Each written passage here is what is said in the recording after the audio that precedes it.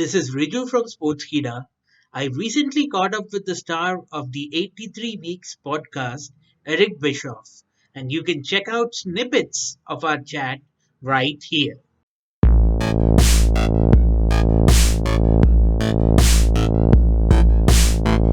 When Eric Bischoff goes into the WWE Hall of Fame, whom would you like as your inductor?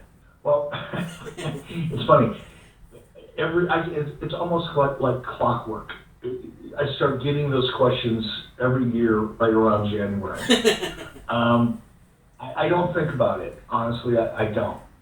The only time the thought, forms in my mind is when I have to answer a question like this.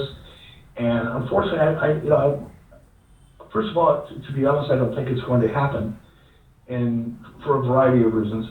And secondly, I don't know. I just haven't given it any thought. Maybe, I don't know, maybe Hulk Hogan. Who knows? Okay, that would make sense. What would have happened if Vince McMahon had actually shown up when you invited him to come fight you? I would have kicked his ass. Fantastic, man. Oh, you laugh. You laugh, but it's true. And he knew it. That's why he didn't show up. Why do you think Goldberg gets such a bad rap whenever he comes to WWE, but Sting is praised by one and all when he goes to AEW? Well, I think it all goes back to, the beginning of Goldberg's career.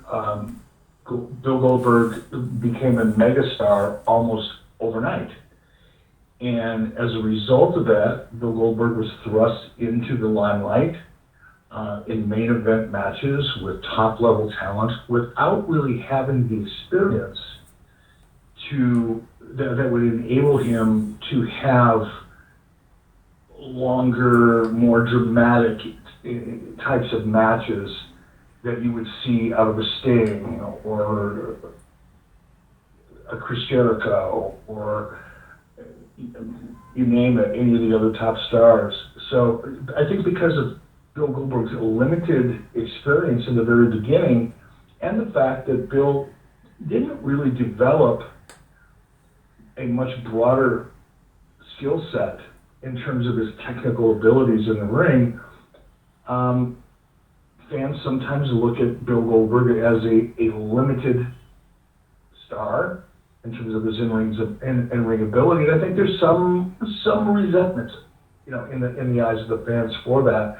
Who don't really understand how Bill Goldberg, and they understand the character, how powerful of a character he is.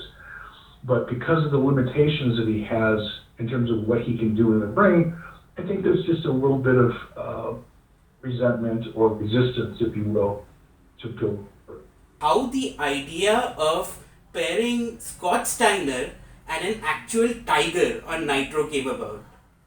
It's difficult to say.